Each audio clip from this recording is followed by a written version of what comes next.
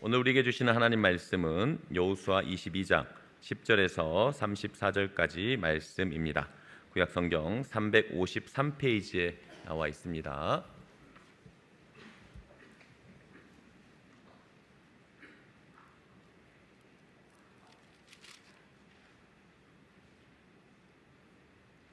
네, 제가 여호수아 22장 10절부터 20절까지 하나님 말씀 봉독하도록 하겠습니다.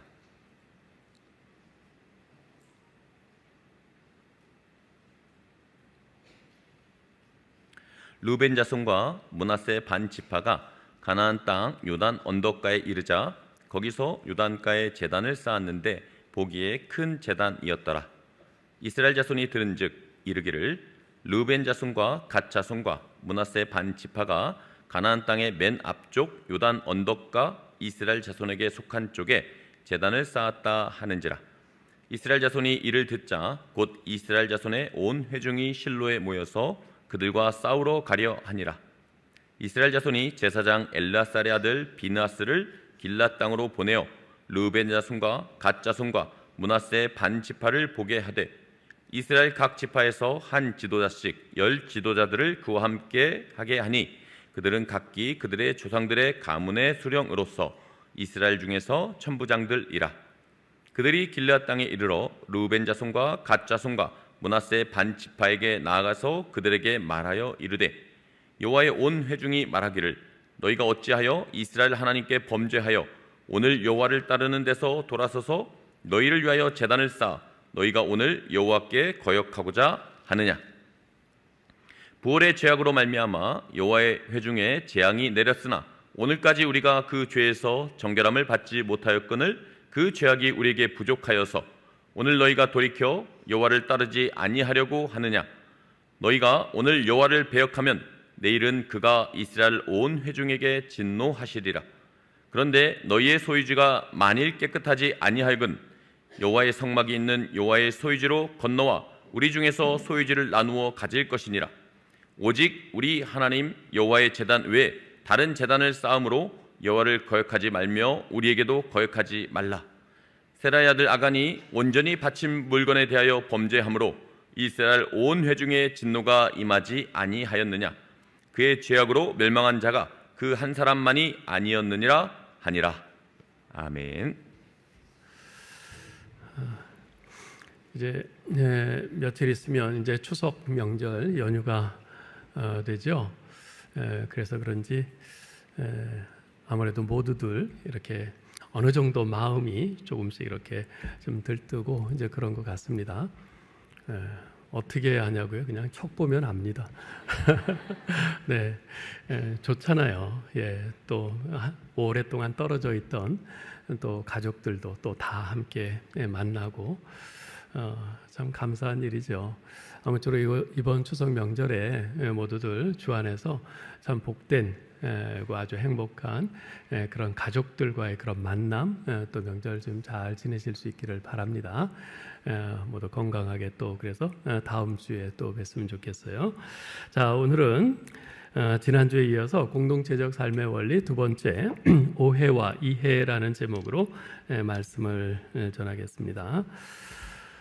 구약의 여호수아서에 나타난 이스라엘 공동체, 이제 이 이스라엘 공동체는 가나안 땅에 들어와서 이제 정착하여 곳에 하나님 나라를 이루어가는 이제 신생국이죠. 그런 신생 공동체인데, 그리고 신약의 사도행전에 나타난 예루살렘 교회 공동체, 오순절에 성령께서 임하셔서 처음 예루살렘 교회에 예루살렘의 교회 공동체가 생긴단 말이에요.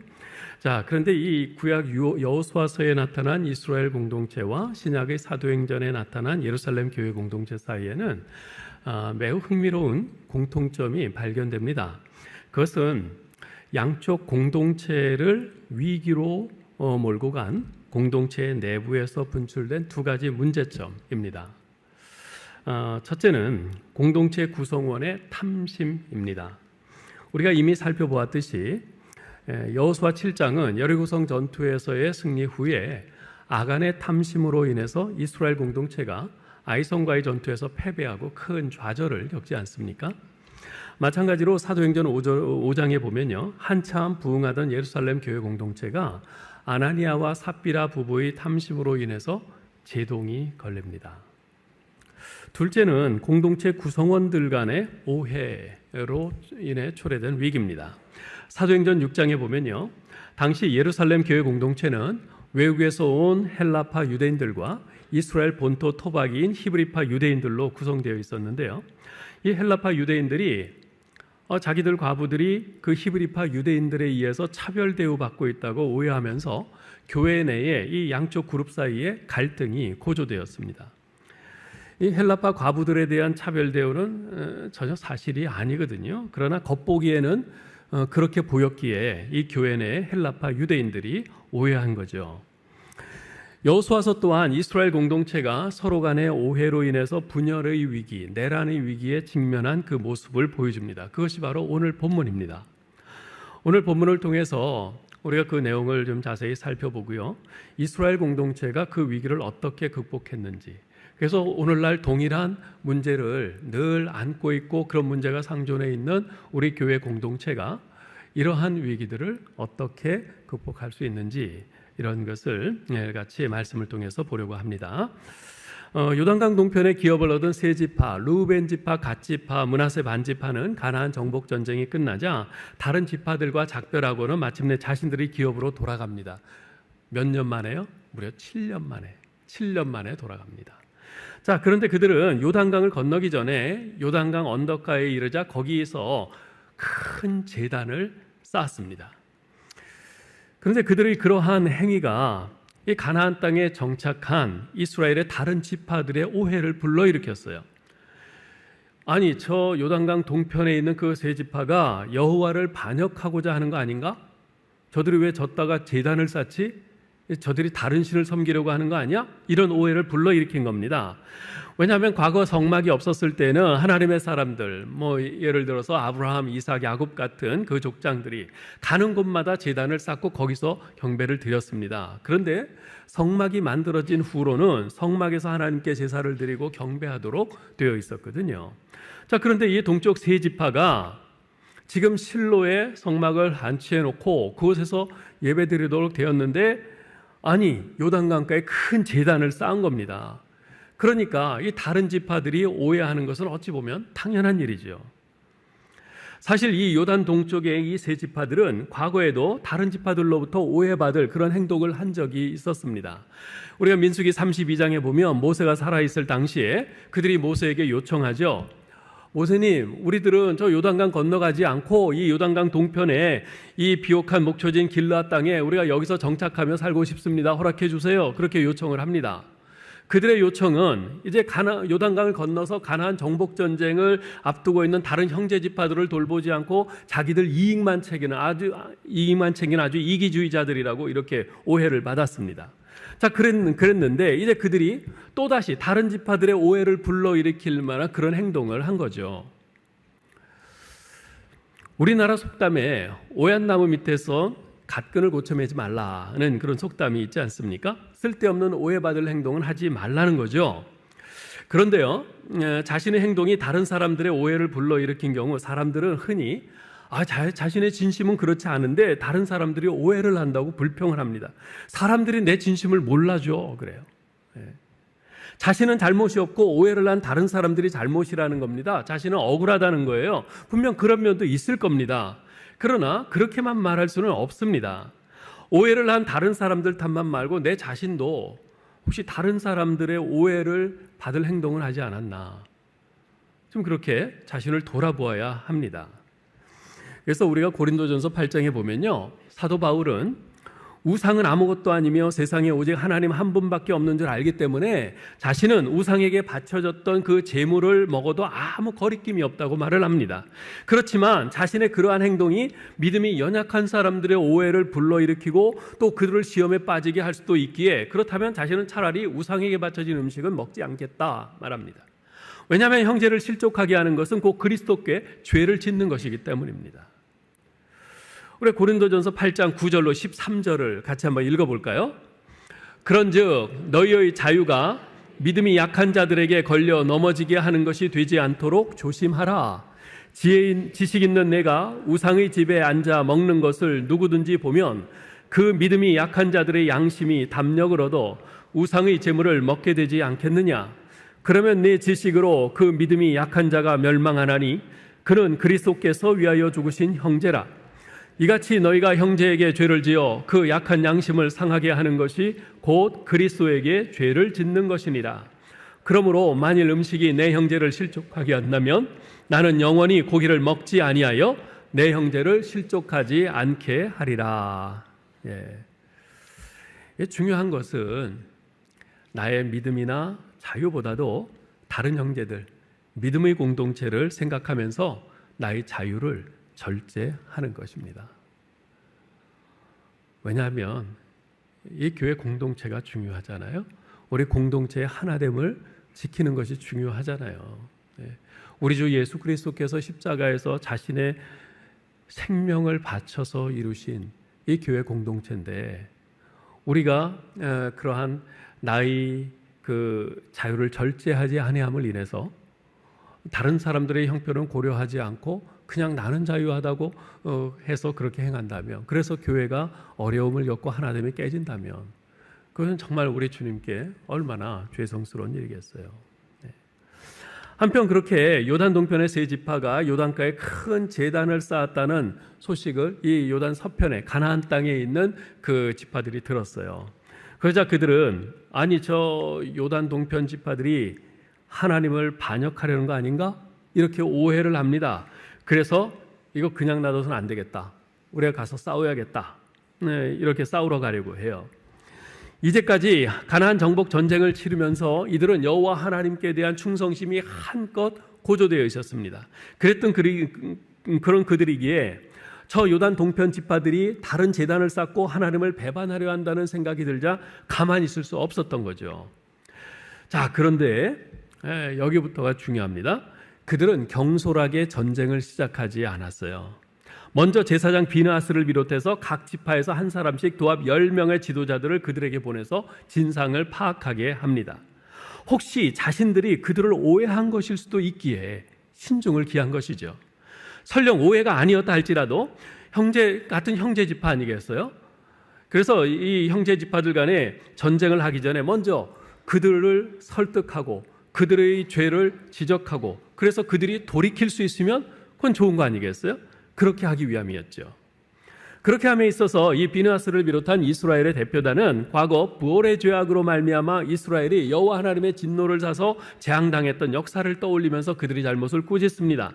17절, 18절을 읽어보겠어요. 부올의 죄악으로 말미암아 여호와의 회중에 재앙이 내렸으나 오늘까지 우리가 그 죄에서 정결함을 받지 못하였거늘 그 죄악이 우리에게 부족하여서 오늘 너희가 돌이켜 여호와를 따르지 아니하려고 하느냐? 너희가 오늘 여호와를 배역하면 내일은 그가 이스라엘 온 회중에게 진노하시리라. 여러분, 여기서 말하는 부올의 죄악이 무엇입니까?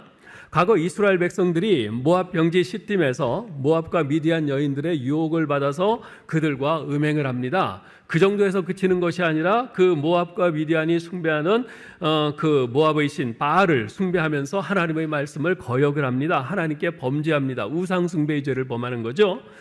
그래서 하나님께서 진노하셔서 이스라엘 백성 중에서 2만 4천 명이 연병으로 죽게 된 사건입니다. 민수기 25장에 나오는 바로 그것이 부올의 사건이에요. 지금 이들은 지난날에 그 참혹했던 그 실패의 역사를 잊지 않았습니다. 그들의 한순간의 부주의함으로 말미암아 그럴 수도 있지 하면서 그렇게 놔두었더니 그 음행이 점점 퍼져가고 종래는 우상숭배의 죄로까지 발전해서 그렇게 2만 4천 명이 하나님의 진노로 연병에 죽는 그 실패의 역사를 잊지 않았어요. 그래서 그 역사를 되풀이하지 않으려고 한 거죠.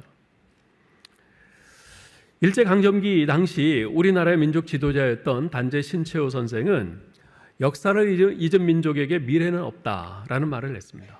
역사를 잊은 민족에게 미래는 없다.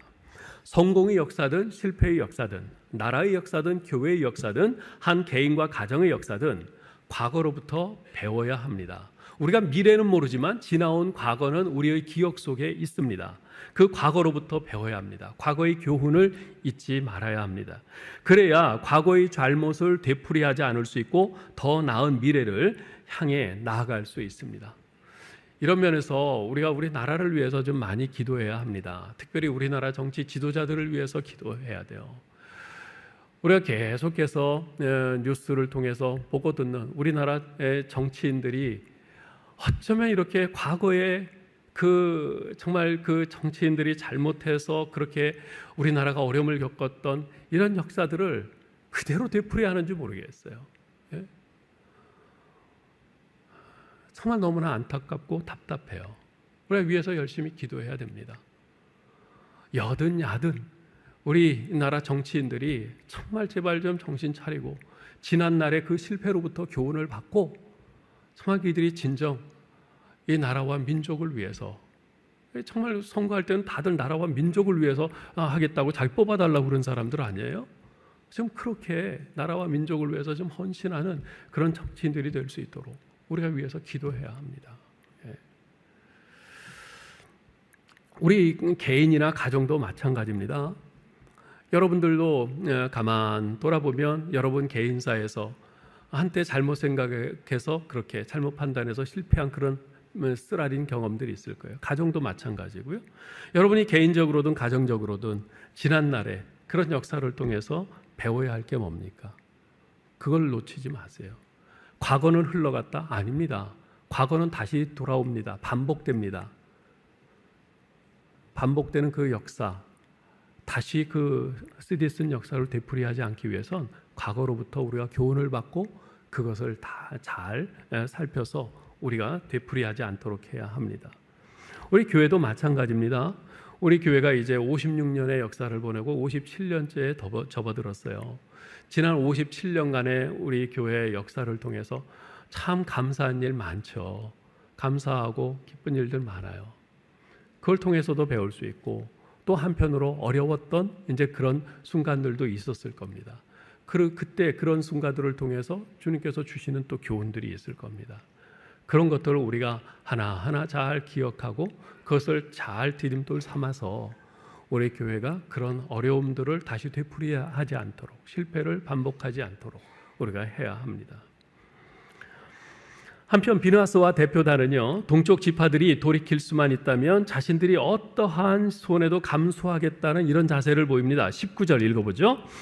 그런데 너희의 소유지가 만일 깨끗하지 아니하거든 여호와의 성막이 있는 너희 여호와의 소유지로 건너와 우리 중에서 소유지를 나누어 가질 것이니라.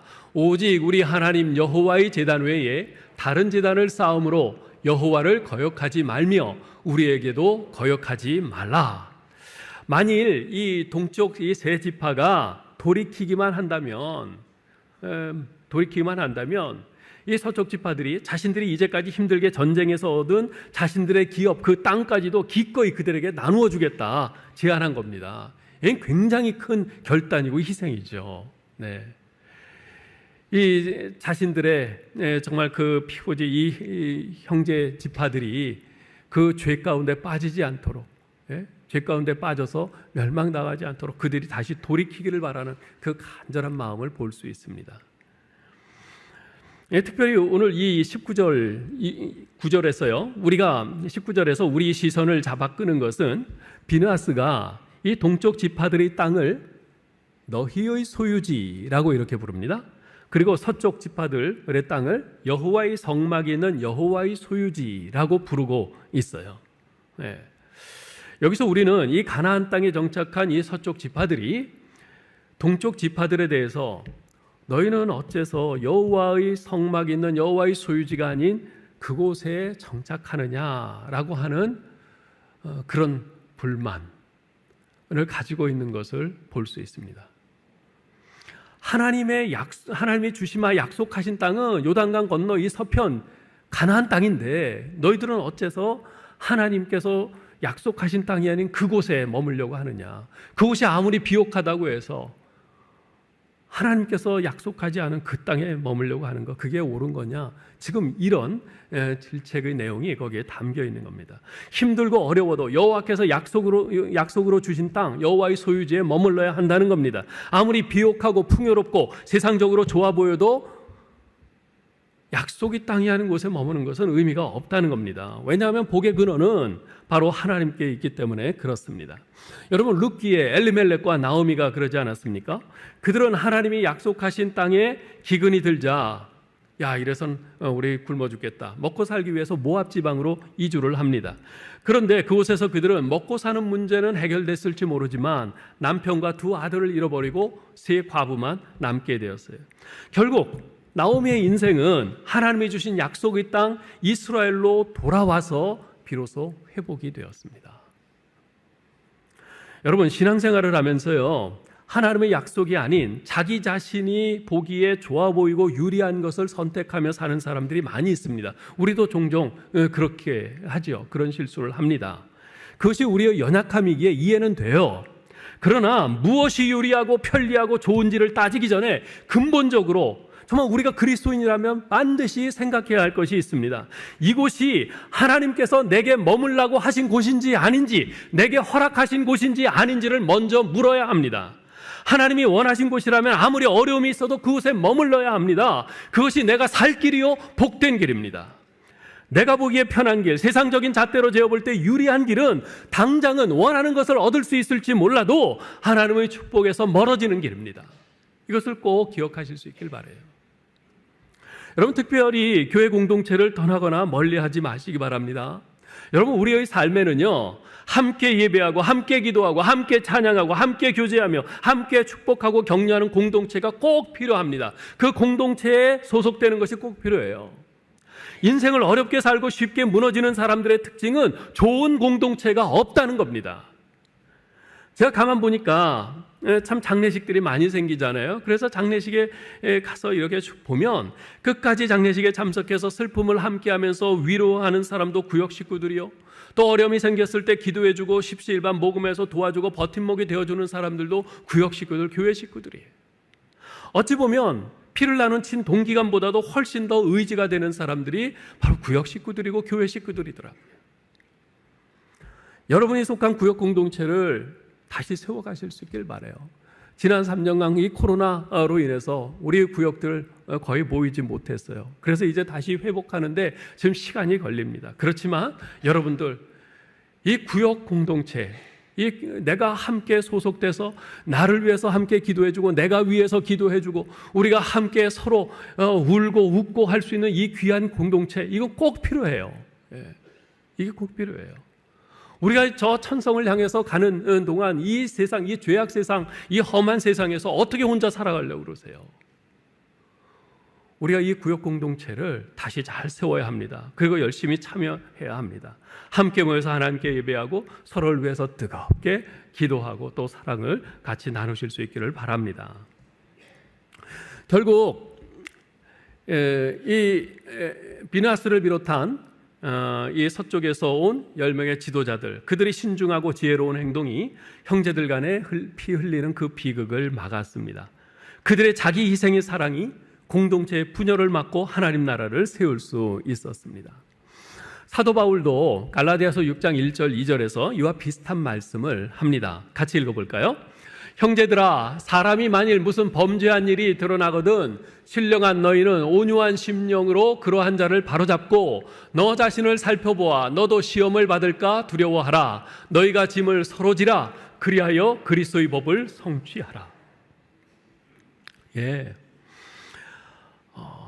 공동체에서 이런 일이 있을 수 있죠. 실수도 하고 범죄도 하고 그런 일들이 있을 수 있어요. 그러할 때 그 다른 형제들의 실수나 범죄를 바로잡고 회복시켜주는 것이 중요한데, 그렇게 하기 위해서, 그리고 또한 그로 인한 공동체의 상처나 분열을 막고 자기를 희생하면서 짊어져야 할 그 짐이 무엇인가 하는 것이에요. 그 범죄한 형제를 회복시켜주기 위해, 그리고 그로 인해서 공동체가 정말 어려움을 겪었는데 그 공동체가 다시 하나 될 수 있도록 하기 위해서 내가 희생하면서 짊어져야 될 짐은 뭔가? 또 나는 그런 각오를 기꺼이 하고 있는가? 이게 중요합니다. 하나님께서는 정의감으로 형제의 과오나 범죄를 신랄하게 정죄하는 사람보다도 그를 바로잡고 회복시켜주기 위해서 자신이 희생해서 그의 짐을 함께 져주는 사람, 그 사람을 기뻐하십니다. 왜냐하면 그런 사람이 그리스도의 법을 성취하는 사람이기 때문에 그렇습니다. 자, 이렇게 이제 이 가나안 땅에서 온 그 비느하스를 비롯한 10명의 그 지도자들이 오해를 한 것을 보고 이 요단 동편의 지파들은 자신들이 이 요단강 언덕가에 제단 쌓은 일에 대해서 적극적으로 해명을 합니다. 22절을 읽어볼까요? 전능하신 자 하나님 여호와, 전능하신 자 하나님 여호와께서 아시나니 이스라엘도 장차 알리라. 이 일이 만일 여호와를 거역함이거나 범죄함이거든 주께서는 오늘 우리를 구원하지 마시옵소서. 이들은 전능하신 자 하나님 여호와를 2번이나 반복을 해요. 하나님께서는 우리의 진심을 아신다는 거죠. 하나님께서는 우리의 진심을 아신다. 자신들의 진심은 결코 여호와를 거역함이나 범죄함이 아니라고 분명히 밝힙니다. 그들은 자신들이 제단을 쌓은 이유에 대해서 그 이유가 뭐냐 하면 미래에 자신들의 후손들이 하나님의 언약 백성에서 배제되지 않도록 하기 위함이었다고 말합니다. 즉 지금이야 서로가 모든 전말을 다 알기 때문에 요단강 이쪽 저쪽으로 나뉘어서 살아도 우리는 다 같은 하나님의 언약 백성이야 이런 의식이 있지만 몇 대를 지나서 이 당시의 전말을 기억하는 사람들이 다 죽고 없어지면 그때는 상황이 바뀔 수 있다는 겁니다. 즉 그때 가서 요단 서편, 즉 가나안 땅에 사는 성전이 있는 그 가나안 땅에 사는 이스라엘 자손들이 저 요단 동편에 거하는 그 두 지파 반의 자손들을 향해서 아니 하나님께서는 이 요단강을 경계로 삼아서 이쪽 땅, 이 가나안 땅을 우리에게 약속의 땅으로 주셨는데 요단강 저쪽에 사는 너희가 우리와 무슨 상관이냐? 약속의 땅 가나안이 아닌 요단강 동편에 사는 너희는 하나님의 언약 백성이 아니야. 뭐 이러면서 요단 동편에 사는 자기 후손들을 배척할 수 있다는 겁니다. 그래서 그런 일이 생기면 그렇지 않아. 우리도 너희와 같은 여호와 하나님을 섬기는 언약 백성이야. 너희와 우리는 하나야 라고 말하면서 그 사실을 증명하기 위해서 이 제단을 쌓은 거라는 겁니다. 게다가 그들이 쌓은 제단이라는 것도 일종의 제단 모형일 뿐 실제로 번제나 화목제 같은 제사를 드릴 수 있는 그 실제적인 제단이 아니라는 겁니다. 그저 기념비에 불과할 뿐이라는 거죠. 결국 요단 동편 지파들이 요단강가에 제단을 쌓은 것은 그들이 하나님을 버렸기 때문이 아니라 훗날 그들의 후손들이 버림받지 않도록 하기 위한 조처였던 것입니다. 즉 요단 서편 가나안 땅에 사는 이스라엘 자손들과의 하나됨을 끝까지 놓지 않겠다는 간절한 염원에서 그런 행동을 한 것이죠. 비록 그들의 행위가 다른 지파들의 오해를 불러일으킬 만한 것으로서 자칫 잘못했으면 동족 상잔에 그런 피를 부르는 비극이 일어날 수도 있는 일이었지만 그들의 의도와 진심만은 참으로 칭찬할 만한 것이 아닐 수 없습니다. 그들은 자신들의 후손들이 언제까지라도 하나님의 백성으로 남아있기를 바라는 열망 때문에 그렇게 한 거죠.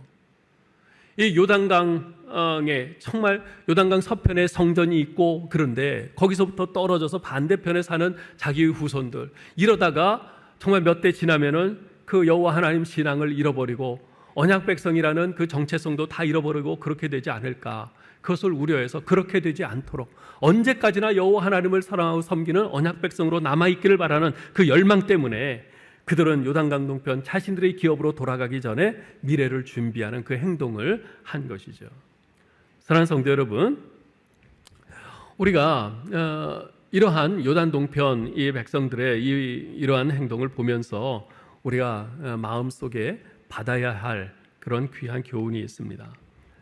하나님의 백성된 우리들이 다른 믿음의 형제들과의 관계에서 가장 힘써야 될 일이 뭘까요? 그것은 바로 하나됨입니다. 한 하나님 아버지를 모신 한 구주 예수 그리스도를 모신 그분의 백성으로서 하나됨을 지켜야 한다는 겁니다. 우리 예수님께서 초유 만찬석상에서 제자들을 위해서 기도하신 마지막 기도의 내용이 요한복음 17장에 기록되어 있는데요. 마지막 기도니까 이것은 그야말로 유언적인 기도 아니겠어요? 그런데 그 기도의 주된 내용 가운데 하나가 뭐냐면 바로 아버지여 저들을 하나가 되게 하여 주옵소서라는 것이었습니다. 우리 몇 구절을 같이 한번 좀 읽어보겠습니다. 11절 시작. 거룩하신 아버지여 내게 주신 아버지의 이름으로 그들을 보존하사 우리와 같이 그들도 하나가 되게 하옵소서. 21절 아버지여 아버지께서 내 안에 내가 아버지 안에 있는 것 같이 그들도 다 하나가 되어 우리 안에 있게 하사 세상으로 아버지께서 나를 보내신 것을 믿게 하옵소서. 22절 내게 주신 영광을 내가 그들에게 주었사오니 이는 우리가 하나 된 것 같이 그들도 하나가 되게 하려 함이니이다. 23절 곧 내가 그들 안에 있고 아버지께서 내 안에 계시어 그들로 온전함을 이루어 하나가 되게 하려 함은 아버지께서 나를 보내신 것과 또 나를 사랑하심 같이 그들도 사랑하신 것을 세상으로 알게 하려 함이로소이다. 아멘. 여러분, 우리 주님께서 제자들을 위해서 마지막으로 유언처럼 기도하신 중심 내용이 바로 우리의 하나됨이었다면 우리가 무엇보다도 교회 공동체의 하나됨을 위해서 더 힘써 기도하고 최선의 노력을 경주하는 것이 마땅한 것 아니겠습니까? 거꾸로 교회 공동체의 하나됨을 해치는 일이라면 그 어떤 일이라도 심지어 내가 아무리 하고 싶은 일이라 할지라도 하지 말아야 하지 않겠어요? 나는 교회 공동체의 하나됨을 위해서 어떻게 하고 있는가? 혹시 나는 교회 공동체의 하나됨보다도 내 욕심을 앞세우고 있지는 않은가? 우리가 늘 스스로를 살피고 또 살펴야 하는 문제입니다. 또한 이 미래의 후손들이 하나님의 언약 백성으로 끝까지 남아있도록 하기 위해서 준비한 이 요단 동편 지파들의 이 열심, 이것은 우리에게 아주 큰 도전이 됩니다. 특별히 올해 우리 교회의 이제 표가 다음 세대를 위한 디딤돌을 놓는 교회인데요. 이 다음 세대를 위한 이들의 준비를 우리가 보면서 큰 도전을 받아야 합니다. 정말 이들은 그 몇 대 후에 그 후손들을 생각하면서 그들이 하나님의 언약 백성으로 온전히 남아있도록 하기 위해서 지금 이런 오해를 무릅쓰고 그 기념비와 같은 제단을 쌓은 겁니다. 여러분은 여러분 자신이 신앙생활을 열심히 하는 것만큼 여러분의 자녀들과 손주들의 신앙생활을 위해서 열심을 내고 있습니까? 여러분의 자녀손들이 하나님의 언약 백성으로 온전히 살아가도록 하기 위해서 여러분은 어떤 노력을 하고 있습니까? 어떤 준비를 하고 있습니까? 제가 이렇게 우리 가정들을 신방하면요, 정말 본인들은 정말 신앙생활 열심히 해요. 헌신적으로 아주 열심히 하세요. 그런데 자녀들이 교회를 나오지 않아서 너무나 가슴 아파하면서 우시는 분들이 적잖아요. 또 손주들이 안 나와서.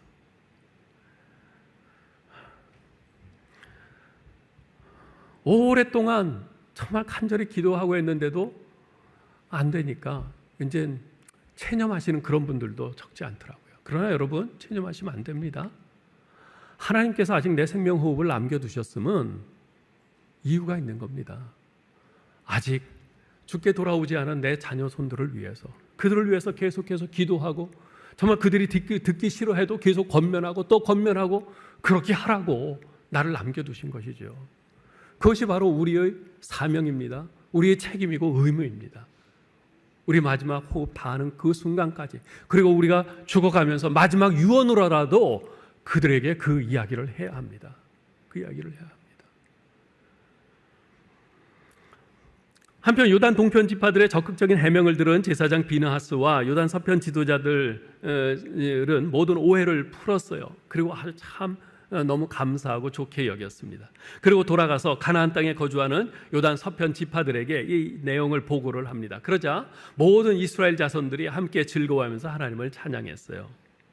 그리고 요단 동편 지파들이 요단 강가에 세운 제단을 엣이라고 그렇게 부릅니다. 엣, 우리말로는 한 글자로 엣 이렇게 됐는데 히브리어로는 에드입니다. 에드. 그 에드라고 부르면서 이 에드라는 말의 뜻은 증거라는 뜻이에요. 증거라는 뜻이에요. 즉 이 제단이 우리 사이에 요단 동편에 있는 지파와 서편에 있는 지파들 사이에 여호와께서 하나님이 되시는 증거라는 것이죠. 네. 이 제단이 바로 그것을 증거하는 것이라는 겁니다. 비록 이 요단강 건너편 저기에 있지만 저들은 우리와 남이 아니다. 저들도 우리와 똑같이 여호와 하나님을 섬기는 언약 백성이다. 우리는 하나다. 우리는 하나님 안에서의 한 형제다. 바로 이것을 증거하는 제단이라는 겁니다. 오해를 불렀던 제단이 이제는 오히려 서로 간의 하나됨을 공고히 하는 증거가 된 것입니다. 사랑하는 성도 여러분, 우리가 오늘 말씀을 보면서 이 오해 그리고 오해로 인한 분열, 다툼 이에 대해서 좀 한번 깊이 생각을 해봐야 됩니다. 공동체 내에서 서로 간에 오해나 다툼이 없으면 좋겠지만 사실 그러기는 힘들잖아요.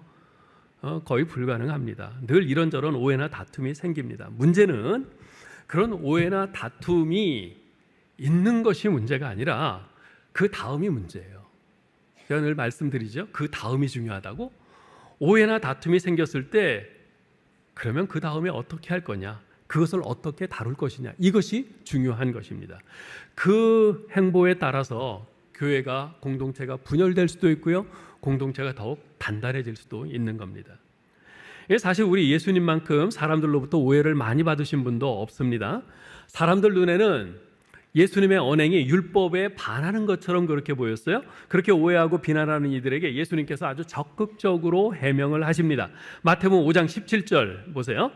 내가 율법이나 선지자를 폐하러 온 줄로 생각하지 말라. 폐하러 온 것이 아니요 완전하게 하려 함이라. 저 예수는 율법 안 지키는 것 같아. 율법 반대하는 사람인가? 그렇게 오해하는 사람들에게 아니다. 나는 율법을 폐하러 온 게 아니라 완전하게 하러 왔어. 그러면서 적극적으로 해명을 했어요. 그들의 오해를 그렇게 풀어주셨어요. 한편 서기관들과 바리새인들은요, 예수님께서 귀신들을 쫓아내는 것을 보면서 저 예수는 귀신의 왕 바알세불을 힘입어서 귀신을 쫓아내는 거야, 이렇게 오해하면서 비난했습니다. 그들의 오해와 비난에 대해서 예수님께서는 차근차근 논리적으로 설득하셨어요. 마가복음 3장 23절로 26절 읽어보죠. 사탄이 어찌 사탄을 쫓아낼 수 있느냐? 만일 나라가 스스로 분쟁하면 그 나라가 설 수 있고 없고, 또 만일 집이 스스로 분쟁하면 그 집이 설 수 없으며, 만일 사탄이 자기를 거슬러 일어나 분쟁하면 설 수 없고 망하느니라. 예수님의 이 말씀을 들어보면 굉장히 논리적이에요. 설득이 돼요. 그렇지. 집안 사람들끼리 서로 싸우면 그 집안이 망하지. 그러니 저 바리새인들이 예수님 보러 귀신의 왕 바알세불을 힘입어서 귀신을 쫓아낸다 그러는데, 에이, 그건 말도 안 되지. 귀신의 왕 바알세불이 왜 그딴 짓 하겠어? 차근차근 논리적으로 설득을 하고, 이 설득이 먹히고, 그래서 오해가 풀리는 거예요. 또한 예수님께서 세리를 비롯한 죄인들과 함께 식사하는 것을 본 바리새인들과 서기관들이 예수님에 대해서, 아니, 랍비라는 자가 어떻게 죄인들과 함께 식사할 수 있지? 혹시 가짜 아니야? 이렇게 오해하고 비난하자 예수님께서 다음과 같은 말로 당신께서 이 땅에 오신 목적을 명확히 짚어주십니다. 마가복음 2장 17절 읽어보죠. 건강한 자에게는 의사가 쓸데없고 병든 자에게라야 쓸데있느니라. 나는 의인을 부르러 온 것이 아니요 죄인을 부르러 왔노라.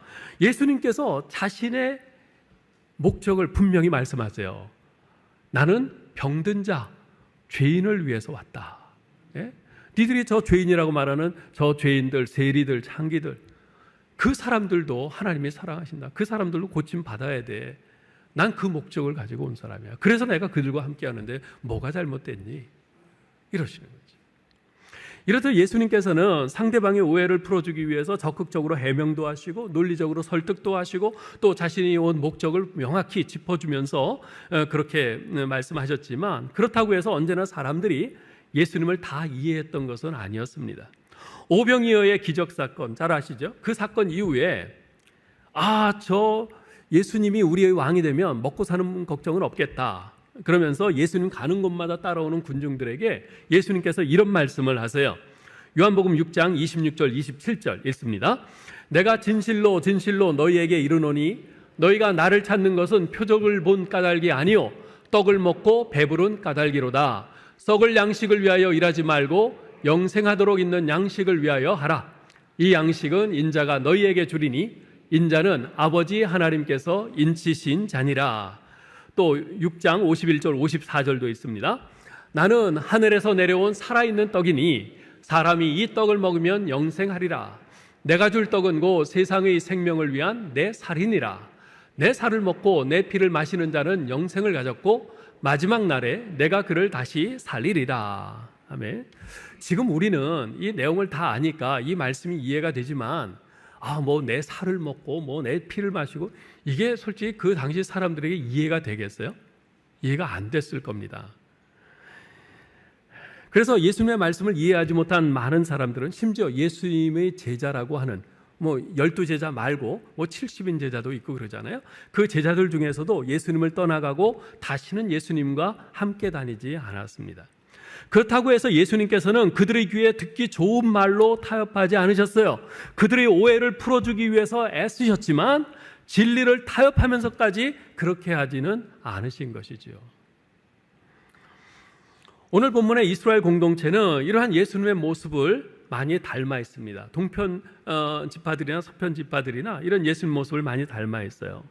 그들은 오해가 생겼을 때 섣부른 판단으로 무조건 상대를 비난하고 공격하지 않고 먼저 상대방으로부터 자초지종을 들어보려는 그런 자세를 견지했습니다. 그런 자세는 저 사람이 저렇게 행동할 때는 뭔가 사정이 있지 않을까 하고 우선 형제를 믿어주는 마음에서 나옵니다. 그러므로 여러분, 우리가 교회 공동체 내에서 서로에 대해서 무엇보다도 먼저 가져야 하는 것은 형제를 믿어주는 마음입니다. 믿어주는 마음이에요. 물론 믿었다가 발등이 찍힐 수도 있어요. 속을 수도 있어요. 그렇지만 나중에 속은 것이 밝혀져서 상처를 받는 한이 있어도 우선은 그리스도 안에서 지체된 형제를 믿어주어야 합니다. 그것이 처음부터 의심하고 비난하고 정죄하고 다툼으로 공동체에 상처를 입히는 것보다 훨씬 낫습니다. 저는 이 오해에 대해서 생각을 하면 늘 떠오르는 그 이야기가 하나 있어요. 제게 매일 이메일로 배달되어 오는 사랑과 새벽 편지라는 것이 있는데요. 거기에 어느 날 세상에 이런 의사도 다 있습니다 라는 제목으로 글이 하나 왔는데 그 내용은 이런 겁니다. 한 의사가 응급수술이 있다는 긴급 전화를 받고 병원으로 급히 달려와서 수술복을 갈아입고 수술실로 향했어요. 근데 그 수술실 앞에는 이제 자기 아들의 그 수술을 위해서 초조하게 기다리고 있던 아버지가 있었는데 그 아버지가 이 의사를 보자마자 쏘아붙입니다.